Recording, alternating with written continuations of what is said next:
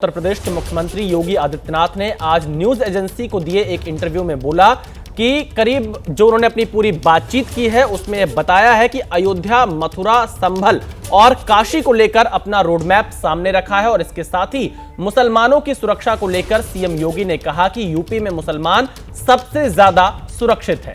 इतना ही नहीं, औरंगजेब और राणा सांगा को लेकर हो रहे सियासी बयानबाजी पर भी सीएम योगी ने निशाना साधा।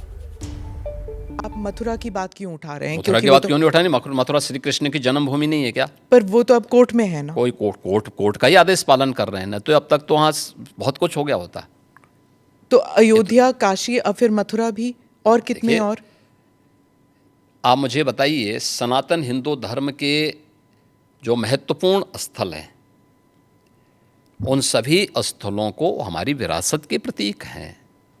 देखिए, डॉक्टर राम मनोहर लोहिया के नाम पे राजनीति बहुत सारे लोग करते होंगे। संभल में 65 निकाल रहे हैं आप, तो फिर 65 नहीं, वहाँ 68 सभी तीर्थों को हम निकाल रहे हैं। 54 से अधिक निकल चुके हैं और बाकी सभी को ढूंढ रहे हैं। शास्त्रीय प्रमाण उसके मौजूद हैं, उनको दिखा रहे हैं कहाँ कहाँ हैं। जिसने भी कब्जे किए होंगे उनको एक एक करके सबको निकालेंगे। कितने मस्जिद फिर निकलेंगे? मस्जिद, देखिए सवाल मस्जिद का नहीं है, जितने अतिक्रमण होंगे वो अतिक्रमण हटेंगे। आपने कहा कि संभल में 65 कुछ तीर्थ स्थल हैं, 64 और 18 की पहचान हो गई है। योगी जी अब बढ़कर 54 तक पहुंच गई है। आप कितनी जगह खोदेंगे? कितने मस्जिद? जितने भी होंगे सब ढूंढेंगे, जितने भी होंगे सब ढूंढेंगे, सब निकालेंगे और दुनिया को बोलेंगे कि भगवान ने जिसको आंखें दी हैं वो आके देखो तो क्या हुआ था संभल में। देखिए, संभल एक सच्चाई है और मैं इसलिए नहीं कह रहा हूं भाई आपको उपासना विधि की पूरी छूट है, कहीं भी आप बनाइए, लेकिन आप तो इस्लाम के मुद्दों से ही भटक करके काम किए हैं। पर ये तो बन चुके हैं, अब बन नहीं चुके हैं। इस्लाम कहता है कि किसी भी हिंदू मंदिर या किसी हिंदू घर को तोड़ करके आपके द्वारा बनाई गई कोई भी इबादत गृह ये खुदा को स्वीकार्य नहीं है। क्यों आपने बनाई? आप तो इस्लाम के विरुद्ध आचरण कर रहे हैं। पर आप तो कानून के दायरे में रहकर कानून के दायरे में रह के सब काम कर रहे हैं। तो योगी आदित्यनाथ कह रहे हैं संभल का पूरा सच सामने लाएंगे। वहीं सीएम योगी आदित्यनाथ के बयान पर अखिलेश यादव ने तंज कसा है। अखिलेश यादव ने कहा सीएम योगी की कुर्सी डगमगा रही है, कुर्सी पर खतरा तो हिंदू मुस्लिम भाईचारा याद आया। अखिलेश यादव ने यह योगी आदित्यनाथ पर निशाना साधा है।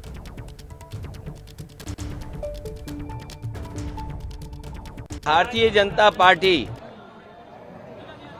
समय समय पर ऐसे संविधान में संशोधन करती है जिससे नफरत फैले, लोगों में दूरियां पैदा हों। मुसलमान भाइयों का उनके साथ भी खिलवाड़ कर रहे हैं। और भारतीय जनता पार्टी वाले ये बताएं जो ज्यादा बोलते हैं, उन्हें उत्तराखंड में अगर प्लॉट लेना हो, हमारे पत्रकार साथियों आपको पता है अगर उत्तराखंड में प्लॉट लेना होगा तो कितना बड़ा प्लॉट मिलेगा, जितना लोहिया आवास का हम गरीबों को देते थे। भारतीय जनता पार्टी कितने भी संविधान संशोधन कर ले, लेकिन इस देश की जो संस्कृति है, इस देश में जो लोगों को संविधान पर भरोसा है, उसको यहाँ की जनता कभी टूटने नहीं देगी। वहीं औरंगजेब और राणा सांगा को लेकर सियासी बयानबाजी भी जारी है। इसे लेकर सीएम योगी आदित्यनाथ ने क्या कुछ कहा, सुनिए। राणा सांगा के बारे में उन्होंने कहा कि वो थे जिन्होंने बाबर को न्योता दिया था। आप जानते नहीं हैं अपनी विरासत के बारे में। हिस्ट्री ये लोग जानते हैं, हिस्ट्री यही लोग जानते हैं जो जिन्ना को महिमामंडित करते हैं। एक तरफ सरदार वल्लभ भाई पटेल जो भारत की एकता के आदर्श हैं, हम उनके प्रति श्रद्धा का भाव व्यक्त कर रहे थे और ये लोग जिन्ना को महिमामंडन कर रहे थे। तो ये वही कैटेगरी है, ये वही ब्रीड है जो बाबर से लेकर के औरंगजेब तक और जिन्ना तक को महिमामंडन करते हैं। तो देश के प्रति इनके भाव क्या होंगे, भारत की विरासत के प्रति इनके भाव क्या होंगे, भारत के महापुरुषों के प्रति क्या इनके भाव क्या होंगे, ये अंदाज़ा इसी से लगाया जा सकता है। और ये लोग अवसरवादी भी हैं, इनको पलटी मारने में कोई देर नहीं लगेगी। राणा सांगा के इतिहास को अगर इन्होंने पढ़ा होता, वो महान योद्धा जिसके शरीर के घाव इस बात को बताते थे कि इन्होंने भारत की धर्म और संस्कृति को बचाने के लिए उस समय किस प्रकार के पराक्रम का परिचय दिया था, ये महाराणा प्रताप, महाराणा सांगा, छत्रपति शिवाजी महाराज और गुरु गोविंद सिंह के बारे में ये लोग बताएंगे। इतिहास के बारे में लोग क्या जानते हैं? अखिलेश जी कहते हैं डबल इंजन क्या, अब तो इंजन एक दूसरे को नमस्ते तक नहीं करती। हाँ, देखिए, ये उनके संस्कार थे। हमारे यहाँ हम विरासत को सम्मान दे करके अपनी वर्तमान लीडरशिप को भी सम्मान करते हैं और अपने पूर्वजों के प्रति भी सम्मान का भाव रखते हैं। लेकिन जिनके आदर्श औरंगजेब हों तो उनका आचरण भी उसी प्रकार का जरूर होगा, और लोगों ने देखा भी अपनी आंखों से। आप क्यों कहते हैं कि उनका औरंगजेब उनके लिए आदर्श हैं? क्योंकि वो औरंगजेब को महिमा मंडित कर रहे हैं। वे सब लोग उस कैटेगरी में खड़े हो चुके हैं। उनके नेताओं ने मुंबई से लेकर के लखनऊ तक, ये सभी लोग तो महिमा मंडन करने वाले लोग हैं। तो जिनका जैसा आदर्श होगा तो वैसे ही उनका स्वयं का चरित्र भी होगा। यही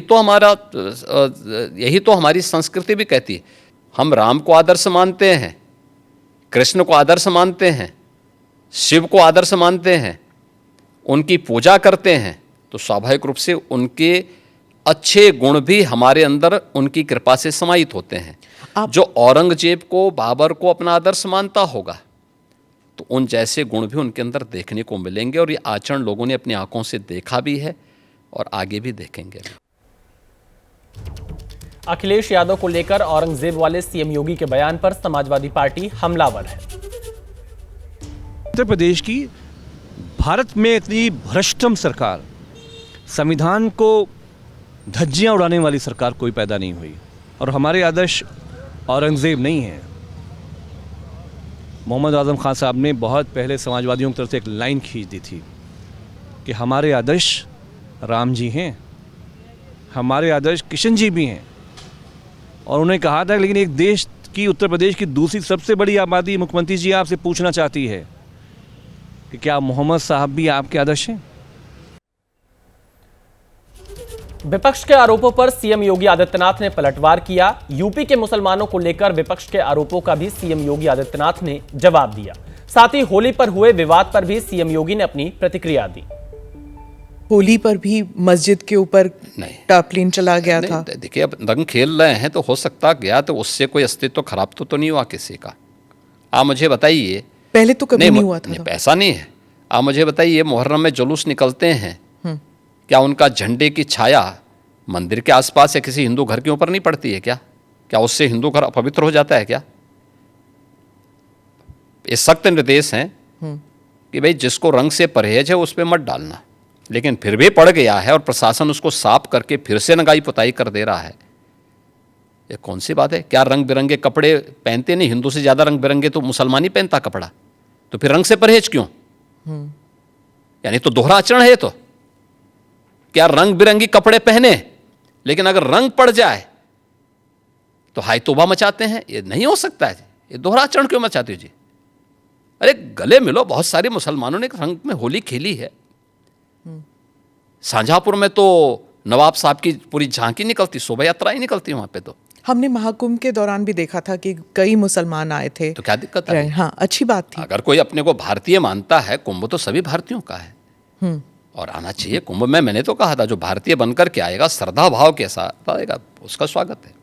लेकिन अगर कोई किसी नकारात्मक मानसिकता के साथ आता है तो स्वीकार्य नहीं। महाराज, आपके राज्य में क्या मुसलमान सुरक्षित है? आप मुझे बताइए, दुनिया की सबसे प्राचीनतम धर्म और संस्कृति है सनातन धर्म। उसके नाम से ही आप अंदाजा लगा सकते हैं दुनिया की कोई जाति, मत और मजहब नहीं है जिसको उसकी विपत्ति के समय सनातन धर्मावलंबियों ने शरण न दी हो।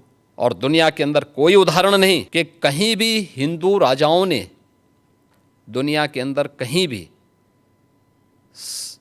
अपने बल पर, अपने वैभव के दंभ से किसी पर आधिपत्य स्थापित किया हो, कहीं नहीं है। और आज भी उदाहरण देखने को मिल सकता है कि 100 हिंदू परिवारों के बीच में 100 हिंदू परिवारों के बीच में एक मुस्लिम परिवार सबसे सुरक्षित रहता है।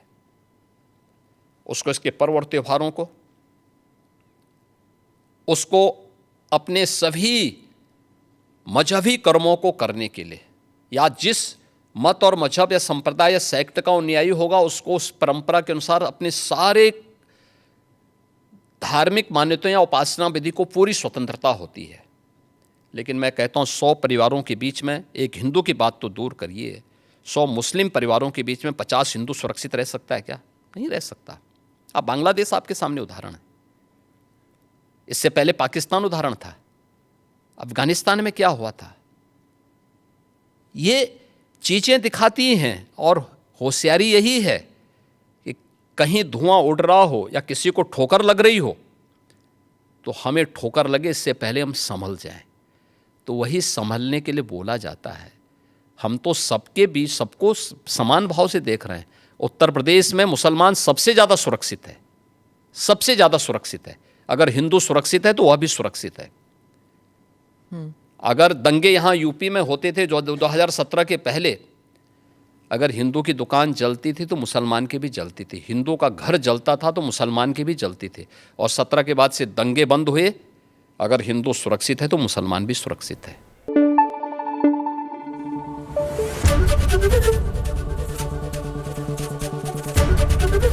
एबीपी न्यूज आपको रखे आगे।